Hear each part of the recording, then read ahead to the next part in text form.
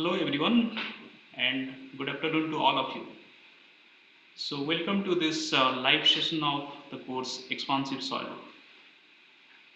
So in the last few weeks we have been learning about the various topics of expansive soil, different clay mineralogy, the different properties of the clay, particularly expansive soil, how to determine their behavior, how to determine the different parameters in the laboratory and on what factors this depends.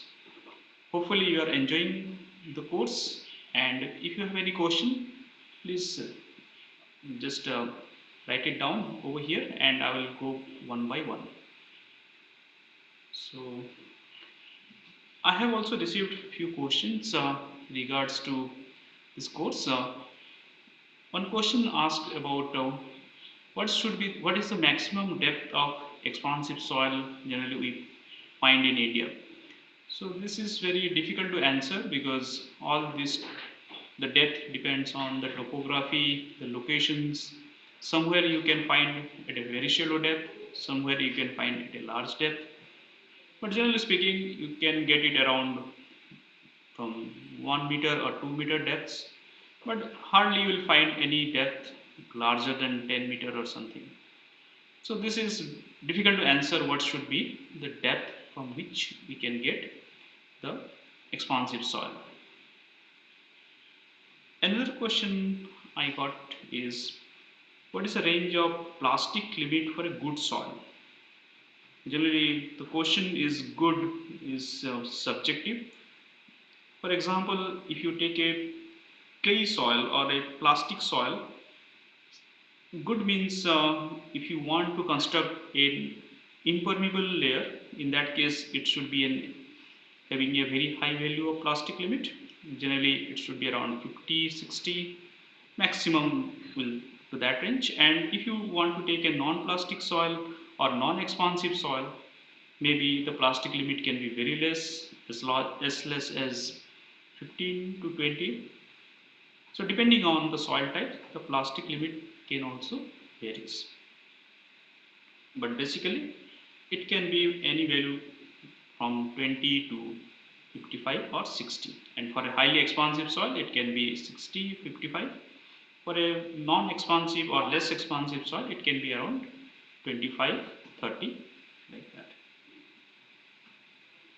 Another question I got is what is the range of swelling pressure for an expansive soil?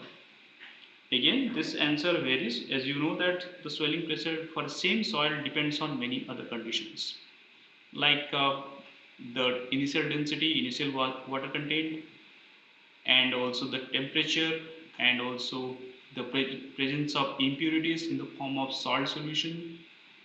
So depending on all these factors, the swelling pressure can varies.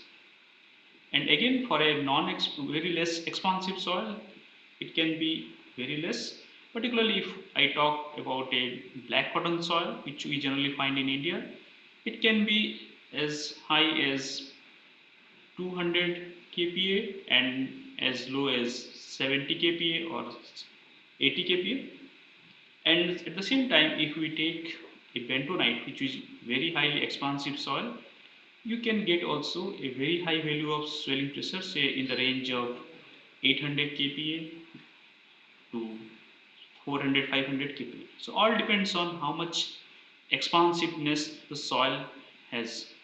Very high expansive soil, very high value of the swelling pressure. Another question I got is why we wash the soil in magnesium chloride solution before doing any analysis. The main reason of washing the soil with magnesium chloride is to flocculate the soil and as to get the magnesium as an exchangeable cation. So that is the purpose of washing a soil with magnesium chloride solution before any analysis. And another question I got is what is the range of water content to tackle both the shrinkage and swelling?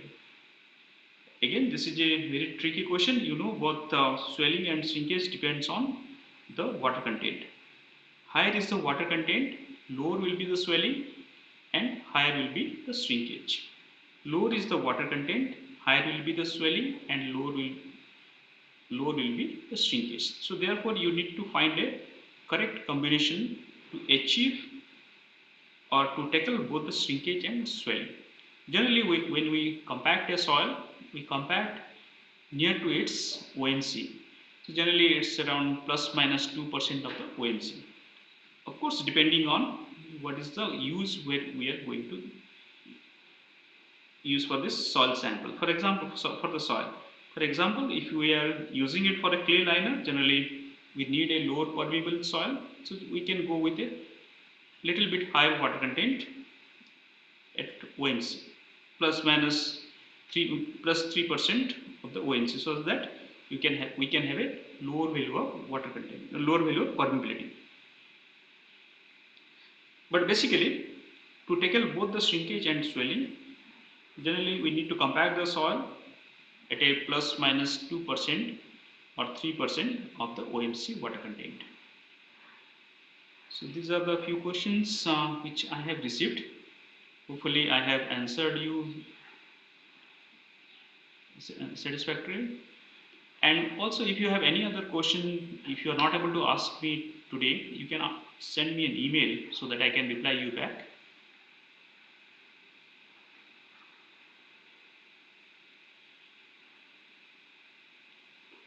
And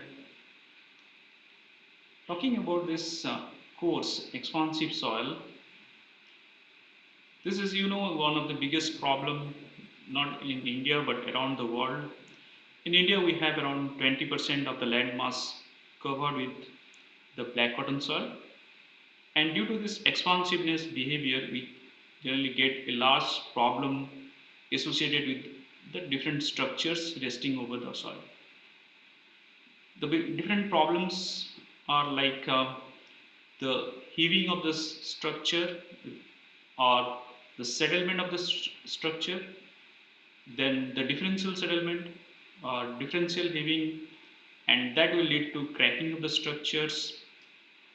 And as a statistic that the total damage caused because of this expansive soil is far more than the total damage caused due to earthquake, tsunami or flood all combined together.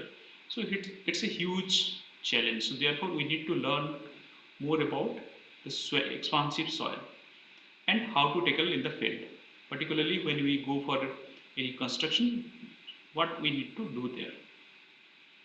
In this course, I'm trying to explain you the basic of this expansive soil, why the soil expands, how or on what factors it depends, and how to determine the different expansive characteristics in the field. So those things I'm explaining to you. And also in the next few courses, I'll be explaining you about how to treat an expansive soil in the laboratory or in the field. Like different techniques are there, we say mechanical methods or a chemical methods and hydraulic methods. By all these methods, we can treat an expansive soil in the laboratory or sorry in the field. At the same time, we can also change the foundation or we can design the foundation such that it can take care of the expansiveness of the soil. So that will also I will include in my next few classes. And always we see the expansive soil as a problematic soil, but it has many engineering applications. Like we can use this one for different engineering site where it can be used successfully. For example, when we talk about a landfill liner, in that case we need a permeable, we need a soil or we need a clay liner which should be very impermeable. And because of this expansiveness of the expansive soil, it gives a very low hydraulic conductivity. Therefore, the expansive soil can be used satisfactorily in a landfill liner site to use as a impermeable clay liner. Similarly, the in engineered in nuclear waste repository side, also we can use expansive soil as a barrier material. And also it has many other applications which I will be discussing in the forthcoming lectures. Hopefully you will be learning a lot from this course and you can use for your research activities as well as for your field application.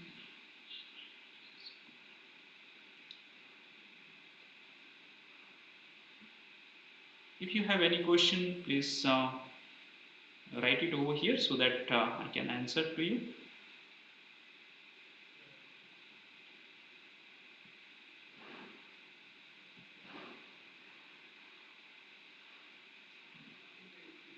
And also if you have any problem related to the slides or the study material or any problem related to the course, please feel free to write to me so that I can incorporate those things for the future lectures.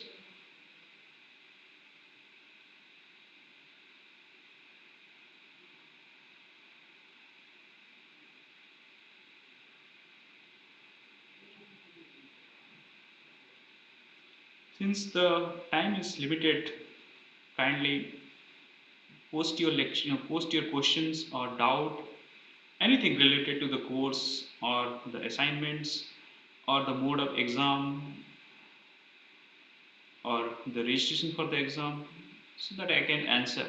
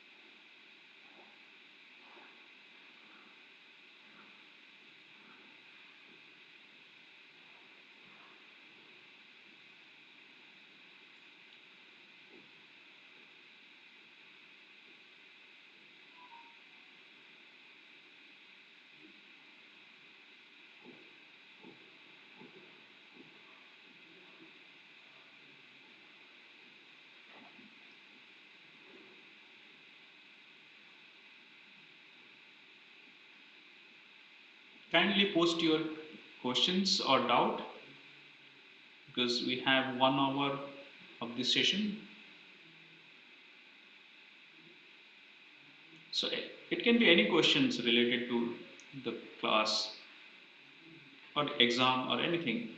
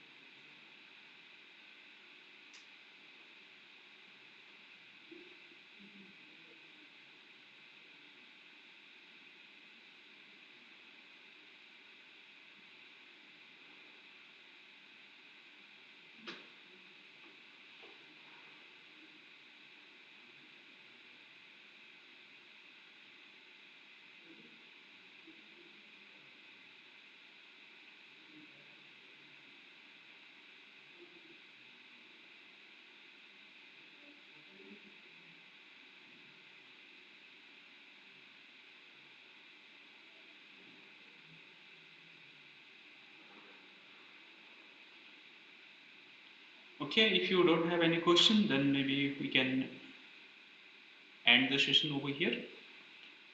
But please do write to me to my email address so that I can answer to you. If you have any question, please ask me. Okay, thank you very much.